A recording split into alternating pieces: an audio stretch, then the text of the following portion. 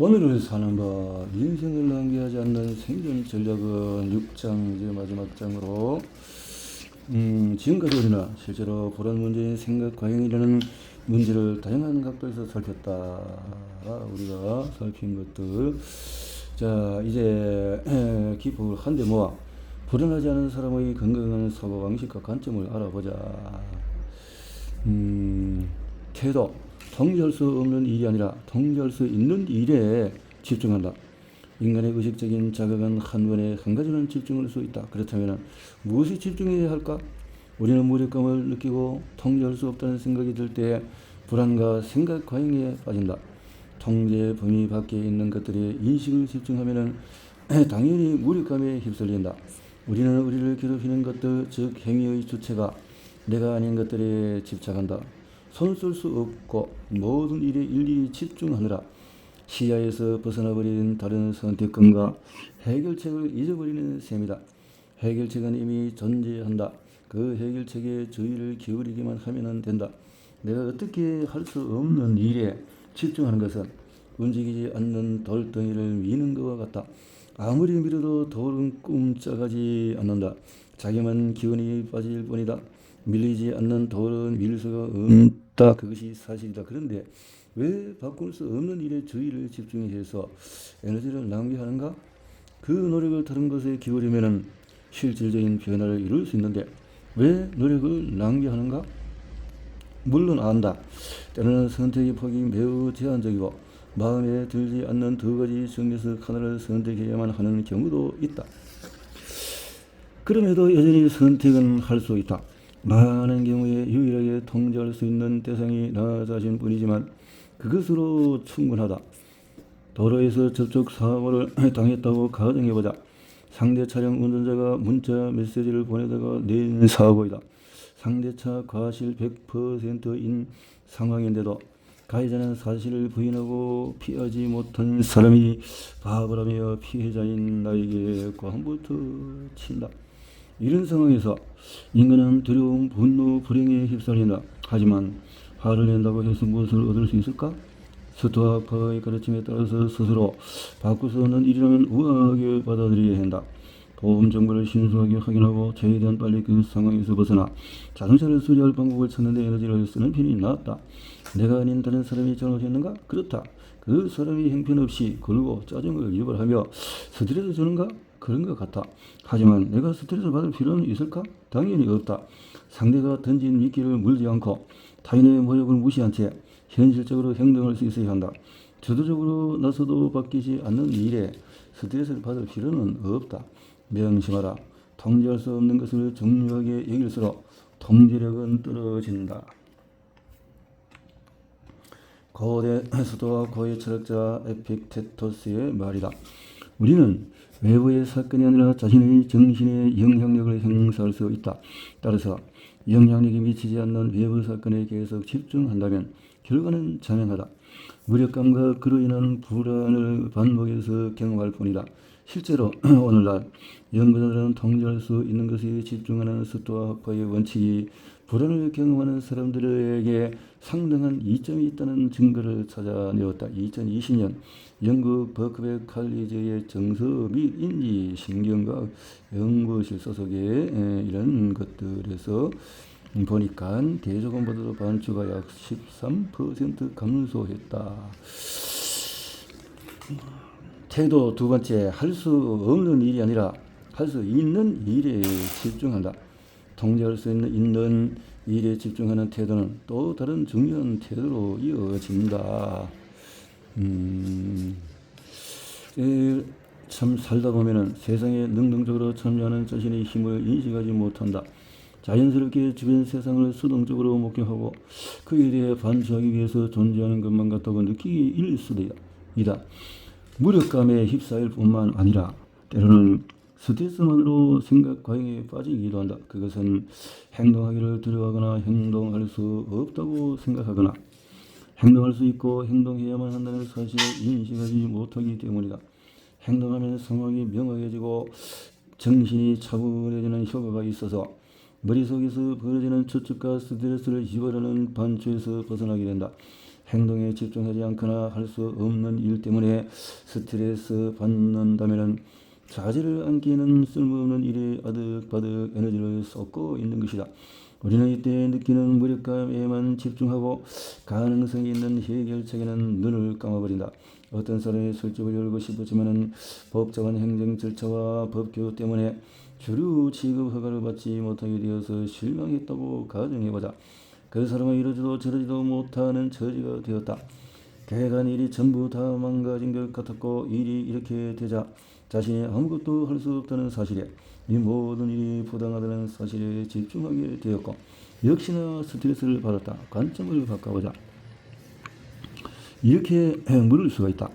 술집을 못 열고 뭘 할 수 있을까? 그리고 이렇게 생각할 수 있다. 카페를 열어볼까? 인지 능력을 활용해서 문제를 해결하고 창의적인 해결책을 떠올려보자. 낯설고 새로운 상황을 해책을 잠시하는 방법을 찾는다면 매우 바람직하다. 생각은 행동을 유발한다는 점에서 소중한 기술이다. 생각 없는 행동은 어리석지만 행동 없는 생각은 불안만 낳을 뿐이다. 올바른 태도를 배운다면 역경과 장애를 창의적인 해결책을 찾는 기회로 바꿀 수 있다. 또한 스트레스와 걱정이 계획과 혁신으로 연결될 수 있다. 최고의 발명가들의 비하인드 스토리만 봐도 원래 계획이 실패했기 때문에 놀라운 아이디어를 떠올린 경우가 많다. 하지만 기억하자. 실패에서 찾을 수 있는 새로운 가능성이 아니라 실패 자체에 초점을 맞추면 불필요한 스트레스에 빠져들 뿐이다. 태도 세 번째로 넘어가서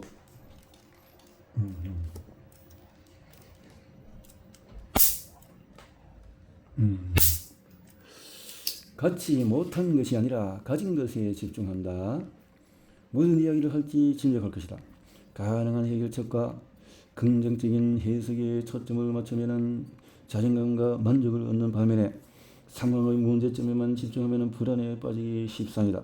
전자는 확장성이 있고 힘을 주며 호기심을 바탕으로 삶을 생생하게 만들어준다. 후자는 제한적인 데다가 힘이 빠지고 무관심적인 태도를 보이게 하며 무엇보다도 과거의 결론을 바탕으로 한다.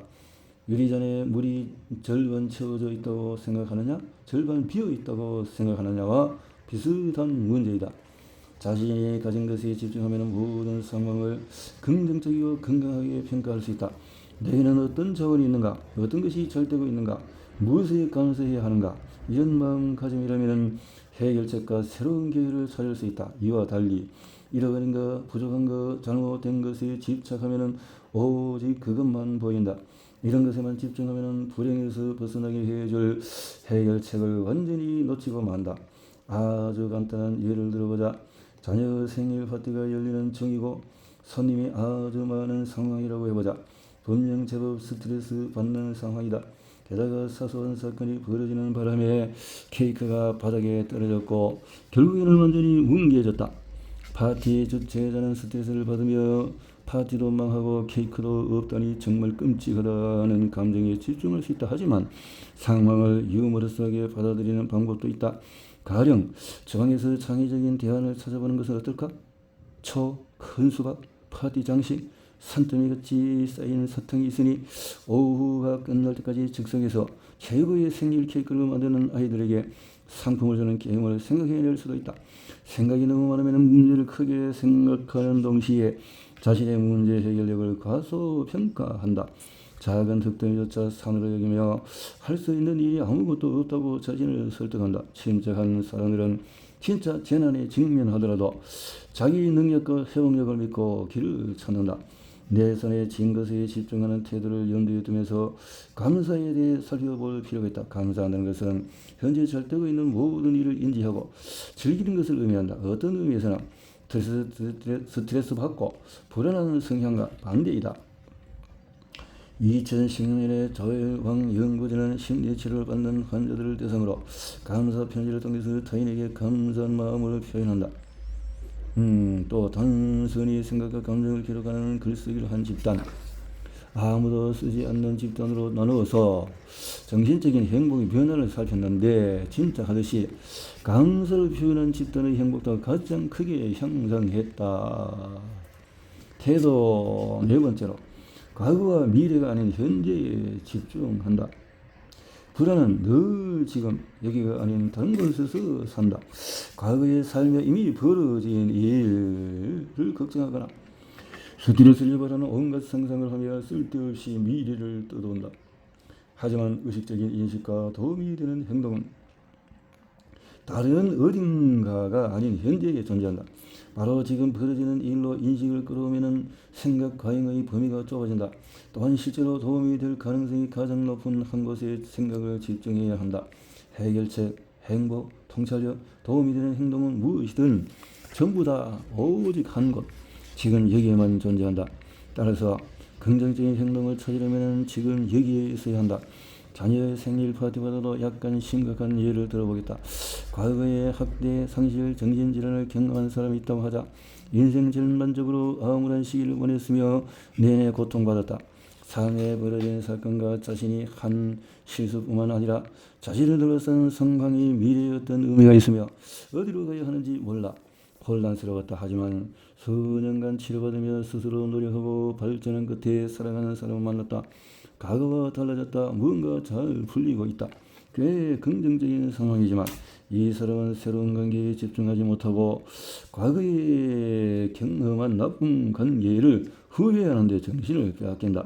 과거의 경험이 새로운 관계를 위협하고 미래의 모든 관계가 과거의 실수와 후회로 영원히 얼룩질까봐 걱정한다. 나쁜 일이 일어날까 마음 졸이다 보니 오히려 계속 나쁜 일을 기다리는 셈이다. 자신이 상처있고 복잡한 사람이라는 생각에 사로잡혀 언제쯤 다른 사람이 이렇게 엉망진창인 자기 모습을 알게 될지 끊임없이 걱정한다. 그러는 동안에 계속 외면당하는 것이 있다. 바로 지금 현재 상황이 아주 좋다는 사실이다. 오래전 이미 지나가버린 어떤 순간 때문에 슬퍼하느라 지금 누리는 새로운 순간에 감사하지 못하는 실정이다. 그 사실을 깨닫지 못하는 사람이 얼마나 많은가? 제도 5번째, 원하는 것이 아니라 필요한 것에 집중하도록 한다. 필요한 것. 불안을 유발하지 않는 사고방식에는 단순함이 있다. 개인의 내면 서서와 자기 대화는 실제 삶과 거의 관련이 없는 복잡한 세계를 엮어낼 수 있다. 스트레스 유발하는 생각 과잉에서 벗어나는 한 가지는 자신의 행복과 안녕에 꼭 필요한 것이 무엇인지, 원하는 것이 아니라 필요한 것에 집중하는 일의 핵심을 파악하고 궁극적으로 중요한 일을 우선하는 데 도움이 된다. 자, 이렇게 결국 점점 세밀한 요구 조건까지 파고들면서 반추에 몰두하게 되는데, 보자. 끝없는 가능성과 선택권을 생각하는 것이 현명해 보일지 모르지만 실제로 이런 생각 때문에 무력감을 느끼고 효율성이 떨어지는 결정을 내리게 된다. 모든 일을 최고로 해내려고 끊임없이 노력하면 할수록 핵심 가치에서 점점 멀어지기 마련이다. 중요하지만 본질적이지 않은 일들을 신경 쓰느라고 정리산만해진다. 예시에 등장한 사람은 잡다한 생각을 멈추고 새집에 가장 필요한 기능 3가지 목록을 작성해야 한다. 자, 이 문제가 된 사람은 어떤 거냐? A는 마당이 근사하지만 B보다 비싸. B는 상점에서 더 가깝기도 하지만 그렇게 따지면 C가 상점에서 더 가깝고 가격도 더 저렴해. 하지만 이 집에는 마당이 없어. 그래도 마룻바닥이 아주 좋던데 마당이 없으면 또 어때? 하지만 이렇게 잡다한 생각을 멈추고 새 집에 가장 필요한 기능 3가지 목록을 작성해야 한다. 만약에 가격, 마당 여부, 침실 세계는 타협할 수 없는 항목이라고 정했다면 이에 주의를 기울이고 기준에 맞지 않는 집들은 무시하면 된다. 필요한 것에 집중하면 좋지 않은 변화, 시련, 실망에 직면했을 때 세상이 끝난 것처럼 받아들이지 않고 탄력적으로 대처할 수가 있다. 끝으로 인간은 대개 자신이 진정으로 원하는 것이 무엇인지, 무엇이 자신을 행복하게 해줄지 예측하는데 서툴다는 사실에 주목해야 한다. 가장 기본적이고 근본적인 필요에 집중하면 어쩔 수 없이 진정한 가치를 생각하게 된다. 정신적인 미니멀리즘을 실천하고 주변을 간소화해보자. 그리고 중요한 결정을 극단적으로 통제하려고 하지 말자.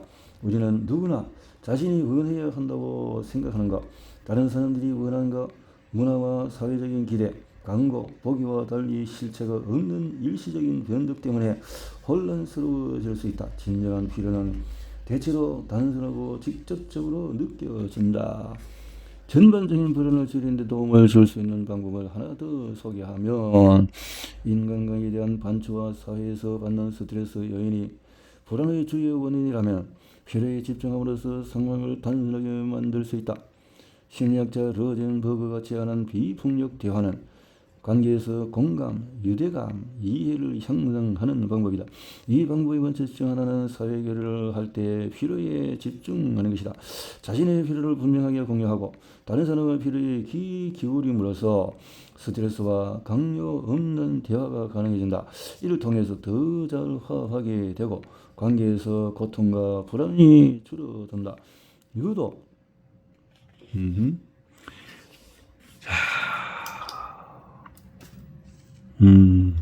사람들과 어울리기 싫고 아무도 만나고 싶지 않은 날에 지인들이 연락해서 집에 놀러가도 되느냐고 물었다고 가정해보자. 그들의 행동에 초점을 맞춰서 비난하거나 회피한 다음에 죄책감을 느끼며 별명하는 대신에 반주에서 벗어나 거리를 두고 모든 사람의 필요를 각각 살펴보자. 그러면 있잖아, 오늘 밤에 정말 놀고 싶어 하는 마음은 알겠는데 난 지금 좀 쉬어야겠어. 대신에 다음 주에 만나는 것은 어때? 라고 말하게 된다. 필요에 집중하면 수많은 잠재 스트레스를 피할 수가 있다.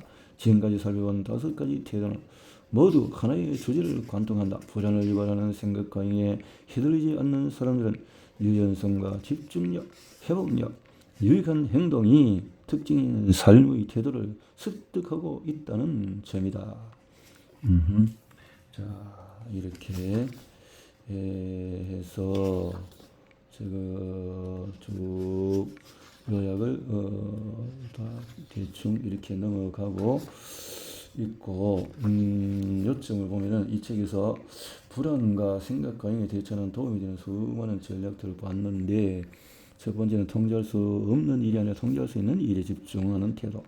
두 번째는 할 수 있는 없는 일이 아니라 할 수 있는 일에 집중하도록 하고, 세 번째는 갖지 못한 것이 아니라 가진 것에 집중을 하고, 네 번째는 과거 미래가 아닌 현재에 집중하고, 이런 태도를 가지고, 또 반추는 불안을 키우고 생산적으로 만드는 생각의 과잉이다. 비생산적으로 만드는 생각이 과잉이다. 반추하는 것은 반추 또한 다른 형태의 불안과 마찬가지로 인식과 심리적인 거리를 두기로 해결할 수가 있다. 자, 이렇게 해서 쭉 정리 요약한 것을 대충 요점적으로 낭독하면서 책 한 권을 정리를 했습니다.